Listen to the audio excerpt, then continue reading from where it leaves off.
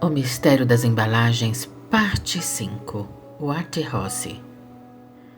Você já olhou para uma garrafa de White Rose e se perguntou por que um cavalo branco foi parar no rótulo de um uísque? Será que ele representa apenas força e velocidade?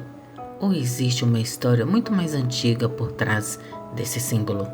Hoje, no Mistério das Embalagens, nós vamos viajar até a Escócia para descobrir a verdadeira história da White Rose e entender por que uma antiga hospedaria de Edimburgo acabou dando nome a um dos uísques mais conhecidos do mundo. Acredite, esta história começa muito antes da garrafa que conhecemos hoje. Naquela época, a hospedaria era muito mais do que um simples lugar para passar a noite. Era um ponto de encontro e de acolhimento, onde viajantes vindos de diferentes lugares encontravam abrigo, comida e descanso depois de longas jornadas. A hospedaria White Rose foi justamente um cenário de encontros, histórias e viagens que surgiu uma inspiração que muitos anos depois se tornaria um dos símbolos mais conhecidos do uísque escocês, o cavalo branco. Para entendermos o White Rose, precisamos voltar no século XIX. A história da marca está ligada a James Logan, um comerciante de uísque que tinha uma ligação com a famosa destilaria Lagavulin, localizada na ilha de Islay, na Escócia. Em 1878, o sobrinho de James, o Peter Mackion, entrou para os negócios da família e começou a trabalhar diretamente com uísque. Peter era um homem extremamente interessado em misturar drinks, uma combinação de diferentes uísques para criar uma bebida equilibrada e marcante. Mas com a mistura do uísque pronto, precisava de uma marca. E com isso, com toda a delicadeza da hospedaria, ele então apresentou em 1890 o White Rose. Um dos grandes destaques da composição histórica é a mistura de Lavellou e Single Malt de Islay, conhecido pelo seu caráter defumado e turvoso. Além dele, a marca cita outros importantes maltes utilizados na composição.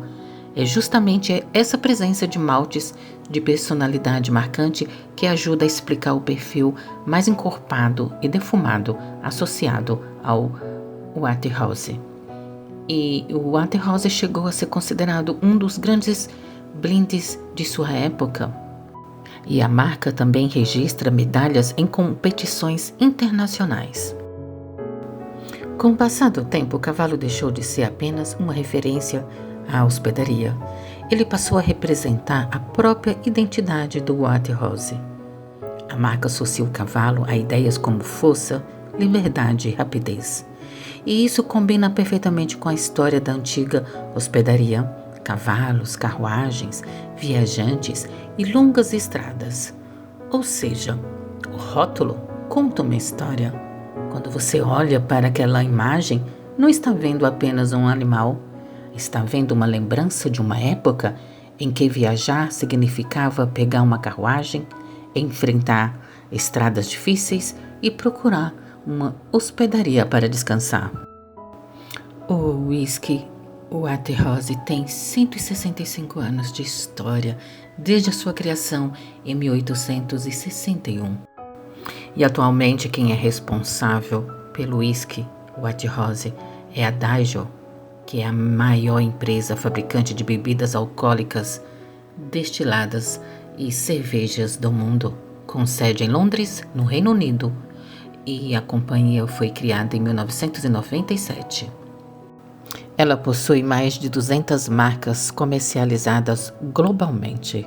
No Brasil, comercializa rótulos famosos e oficial de bebidas conhecido como Two Bar. E uma curiosidade muito interessante, a White Rose só tem essa fragrância, esse gosto que conhecemos.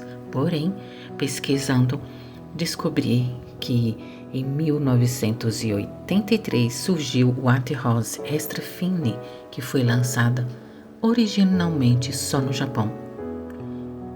Você sabia disso? Interessante, não é mesmo?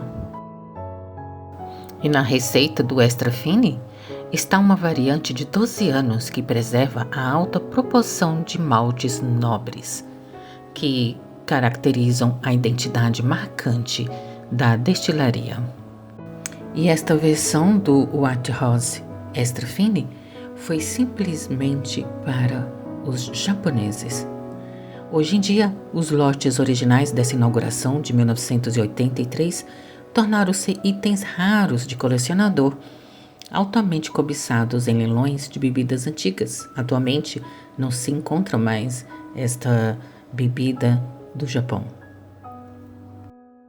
E como está atualmente a hospedaria Waterhouse? A famosa hospedaria, que foi inaugurada em 1850, ficou desativada, mas foi comprada por um casal, Linda Egeling e Victor Dizenogues, que reformaram toda a estrutura histórica de 163 anos na época e foi reinaugurada em novembro de 2014. O local funciona como um sofisticado restaurante e bar de ostras e frutos do mar, aberto todos os dias, o almoço e jantar. Funciona com mariscos frescos, ostras e outros pratos de pequenas porções para compartilhar. O ambiente tem um pátio histórico que continua preservado como um dos pontos mais fotografados e charmosos da cidade antiga de Edimburgo, na Escócia. E talvez essa seja a parte mais fascinante do mistério das embalagens. Às vezes, uma imagem que parece simples esconde uma história de centenas de anos. No caso do Waterhouse, o cavalo nos leva até uma antiga hospedaria de Edimburgo, na Escócia. Uma hospedaria que recebeu viajantes, viu carruagens, partiram rumo a Londres e acabou emprestando seu nome a um whisky que conquistou o mundo.